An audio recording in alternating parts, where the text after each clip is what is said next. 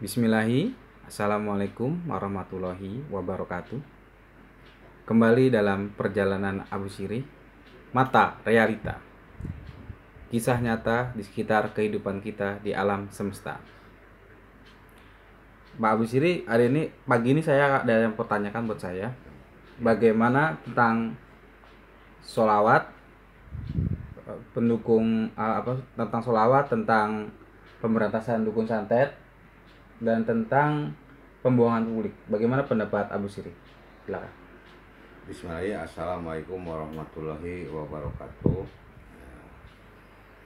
Allahumma sholli Muhammad wa ala ali sayyidina Muhammad. Ya, kalau saya untuk menerangkan pendapat saya termasuk orang yang cinta sholawat ya. Mudah-mudahan kita gemakan sholawat supaya kita dapat syafaat kanjeng Nabi Muhammad SAW ya di akhir hidup kita ya, di alam mahsyar gitu kan, mendapat pertolongan dengan memperbanyak membaca sholawat ya, dimakan gitu kan. Saya termasuk pencinta sholawat. Yang kedua, pertanyaannya bagaimana Pemberantasan dukun santet. Pemberantasan dukun santet itu saya juga mendukung karena dosa yang tidak diampuni oleh Allah itu syirik, musyrik, kufur, kafir ya. Berarti orang yang kita memperjuangkan bagaimana orang itu biar tahu, paham apa itu syirik, musyrik, kufur, kafir ya, supaya tidak terjerumus kan, memberantas. Apalagi saya juga pendukung yang jolim sama orang ya, termasuk jolim sama dirinya. Itu kan, itu memang harus diberantas. Kita harus berjuang untuk memberantas kemusyrikan, kekufuran, kesyirikan ya. Itu harus. Terus yang ketiga Kufur. yang maksudnya kebohongan publik ya. Oh iya, bagaimana ini kan lagi rame nih tentang pembohongan publik atau kebohongan publik lagi rame. Kalau menurut Abu sendiri, tanggapan Abu tentang pembohongan publik ini apa? Ya, saya juga termasuk pendukung ya, pendukung atau pecinta yang berjuang di pembohongan publik. Membuka tentang pembohongan publik. Ya, itu bagus karena masa kita harus mendukung yang bohong ya, nggak mungkin ya, nggak mungkin ya. Kita harus mendukung yang bohong. Berarti kalau dia memperjuangkan kebohongan publik, berarti publik itu niat dia itu memberantas yang suka bohong atau membohongi publik ya. Nah, saya juga tidak setuju dengan pembohongan publik karena mungkin ada efek dari, jangankan kebohongan publik ya, kita berbuat bohong saja itu punya efek samping. Jadi apa dampak kalau kita itu apa dampak buruknya jika berbohong, terutama untuk publik ya, dan untungnya itu apa untuk berbohong ini? Kalau berbohong itu sedikit sekali ya positifnya, tapi untuk dampak negatifnya banyak. Untuk kita misalkan untuk diri kita sendiri ya, jangan orang lain atau buat umum ya, apalagi dampaknya lebih gede ya. Buat pribadi itu ya, satu mungkin jadi sulit dipercaya sama orang kalau kita berbohong. Jadi udah kadang kalau kita suka bohong itu orang udah, kamu tukang bohong atau ini bohongan. Iya, tapi beda dengan antara bohong atau settingan itu beda. Ya beda. Kalau settingan tergantung. Kalau settingan itu menyeting ya, itu tergantung menyeting untuk kebaikan atau menyeting untuk keburukan. Tapi selama ada manfaatnya, settingan walaupun istilah itu bohong-bohongan lah, main-mainan, itu ada positifnya atau ada negatifnya atau bagaimana Pak? Ya kalau itu sisi negatifnya ada, positifnya ada, tapi yang penting nyata-nyata aja. Kalau ini settingan ya dibilang settingan, seperti misalkan film gitu kan, di setting ya. Tapi kan dia udah tahu itu bahwa itu hiburan. Berarti ada jalan ceritanya dan ada maksud dan tujuannya lah ya. Jadi yang jelas aja supaya tapi kalau untuk disetting untuk membohongi orang Ya, berarti itu termasuk pembohongan publik kan seperti itu. Jadi memang kebohongan. Iya karena misalkan ada itu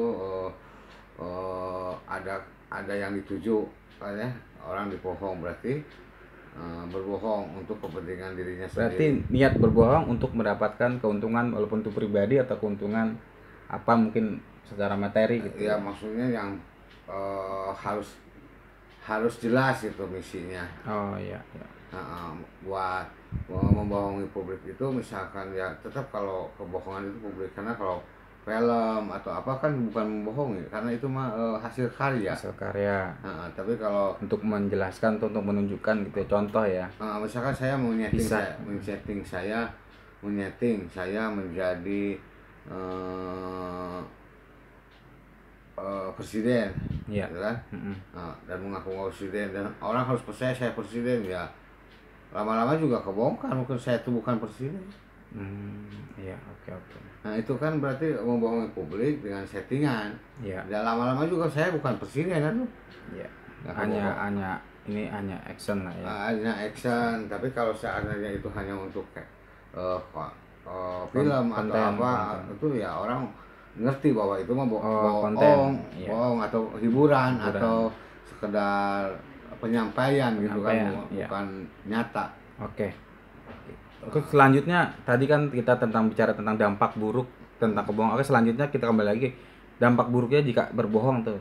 Yang kedua itu biasanya hari-hari kita tuh buat diri kita sendiri jadi gelisah gitu, Bisa nggak ada nyamannya, perasaan.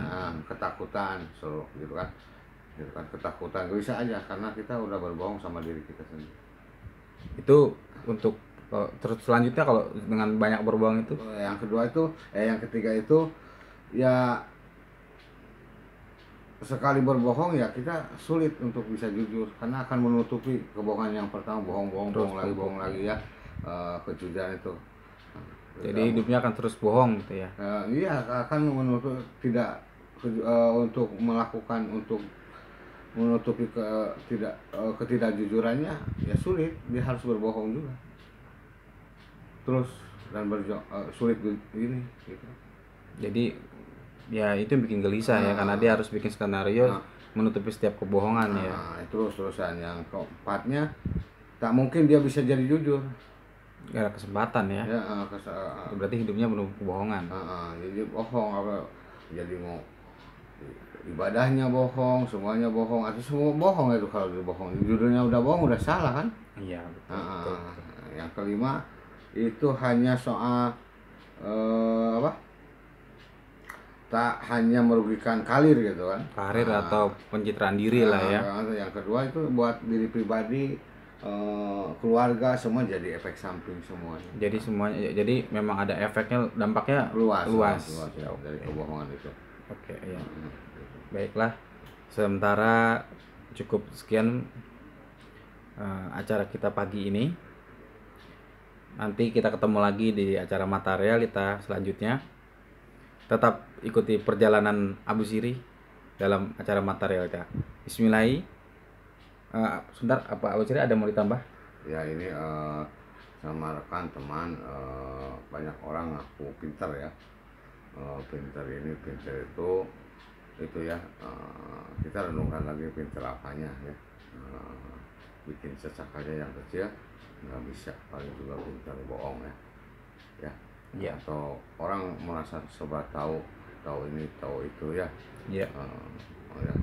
Juga tahu apanya ya, besok mati aja kita nggak tahu. Orang merasa sakti, kuat ini kuat itu ya. Ya kuat apanya ya, paling juga kuat ya, baru dikasih sakit gigi aja udah nggak kuat ya, baru nahan kentut aja nggak kuat, baru nahan kencing aja nggak kuat apa, paling kuat malu ya. Tebal muka mungkin ya. Nggak ada orang sakti, yang ada hanya orang sakti sesek mati. Nah, gitu ya. Pokoknya kita harus belajar sifat ujub, ria, takabur, dengki, singkirana, hasud, pamar, rusak pangkat, jadi hina. Jadi udah tertera dalam kita kan,